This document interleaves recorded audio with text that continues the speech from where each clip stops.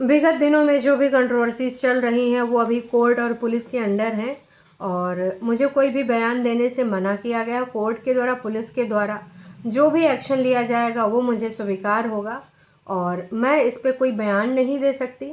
इस मुद्दे पे मुझे कुछ बोलना नहीं है और मुझे मना भी किया गया है। हे एवरीवन, एक बार फिर से आप सभी का स्वागत है। अंशु का ये वीडियो आया है और मात्र ये 51 सेकेंड का है। आई नो कि ये बहुत गंदी बात है, जिसने भी करा, किसी के लिए भी करे, चाहे वो सपना हो, चाहे वो अंशु हो या फिर कोई और हो। फोटो के साथ छेड़छाड़ भाई साहब बहुत गलत है। और कई बार दो लोगों के बीच में जब लड़ाइयाँ होती हैं तो कोई तीसरा इस प्रकार का घटिया काम करके ना फ़ायदा उठाना चाहता है कि ब्लेम तो सामने वाले के ऊपर आएगा। तो ऐसा भी हो सकता है। आपको याद है कि लखनीत के टाइम पर भी, लखनीत कंट्रोवर्सी में किसी ने कुछ फेक फोटो ऐसे एडिट करी थी नीतू विष्ट की, याद है? उन्होंने भी बहुत ही ज़्यादा भागदौड़ करी थी इसके रिगार्डिंग। अपडेट पे अपडेट देते थे, नीतू बहुत परेशान हुई थी।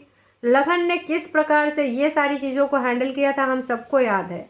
और फिर सपना की फ़ोटो के साथ भी छेड़छाड़ हुआ और अब आया है अंशु की फ़ोटो के साथ छेड़छाड़।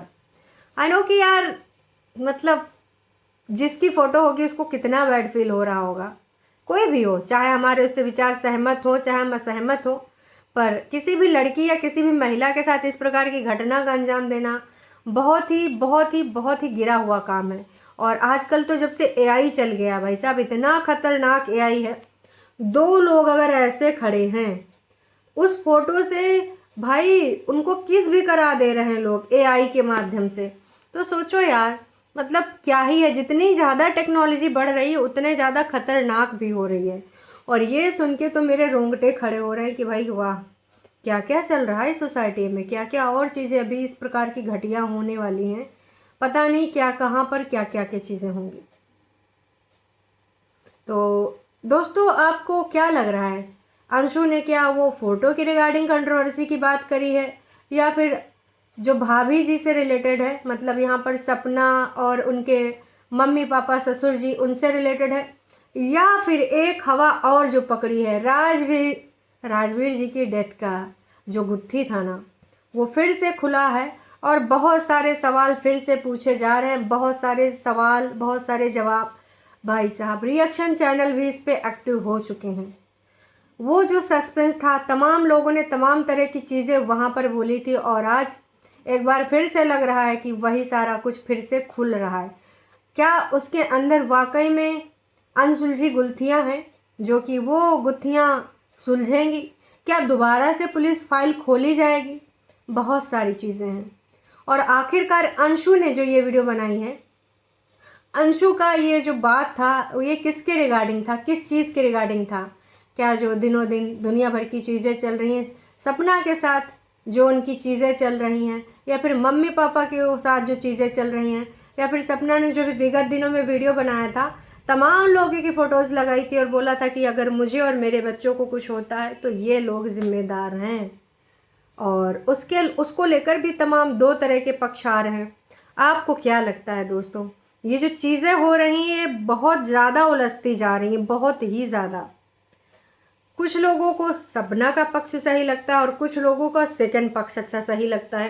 अंकल जी, आंटी जी, बुजुर्ग, और उधर दो बच्चियां हैं सपना के साथ में।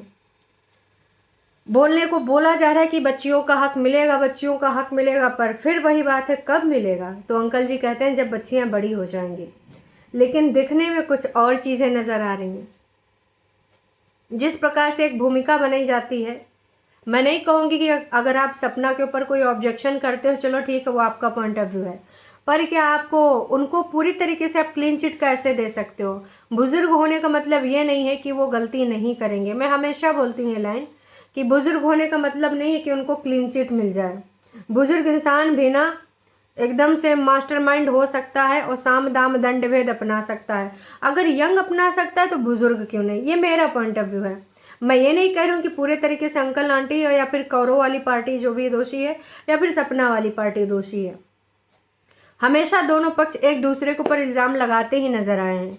कभी ने किसी ने इनको बोला है, कभी किसी ने इनको बोला है। हाँ, पर यह बात है कि दर्द तो होगा जब आप उस जगह पे किसी और को देखोगे, और वो भी जब साम दाम दंड भेद करके एक भूमिका बना के आए, जानबूझ के वो वीडियो बनाए, फार्म हाउस वाले जानबूझ के किचन में दिखाएं।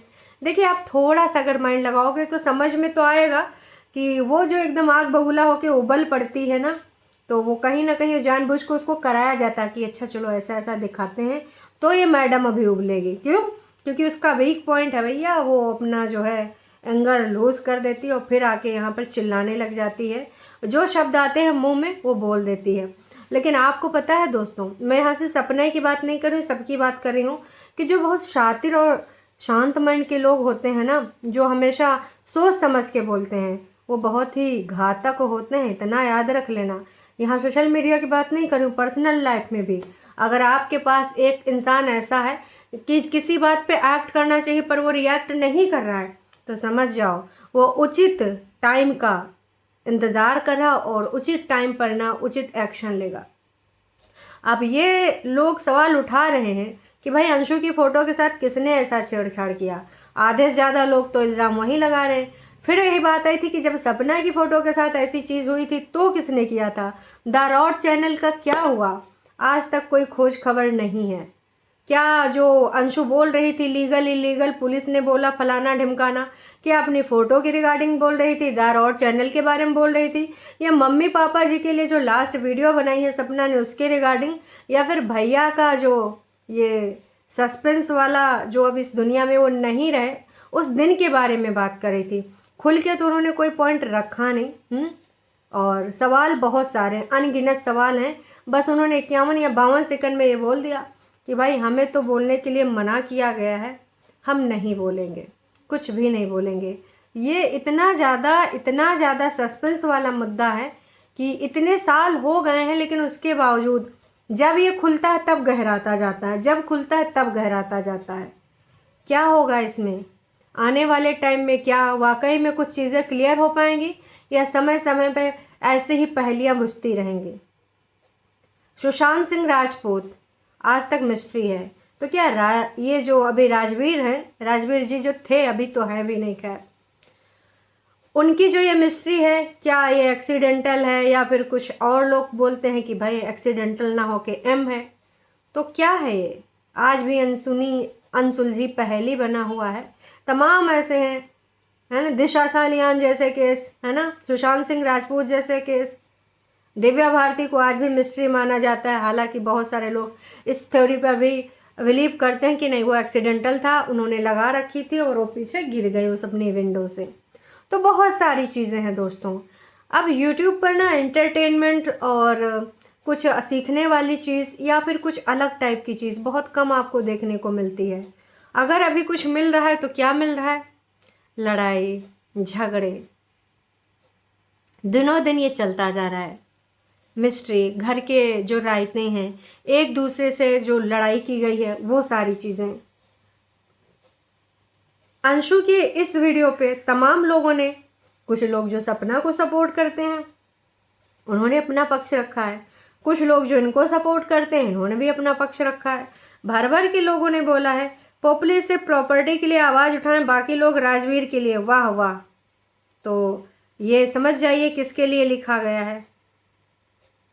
तुम जो हाथ धोकर उसके पीछे पड़ी हो ना, तुम्हारा जीवन बहुत लंबा है, भगवान से डरो तुम।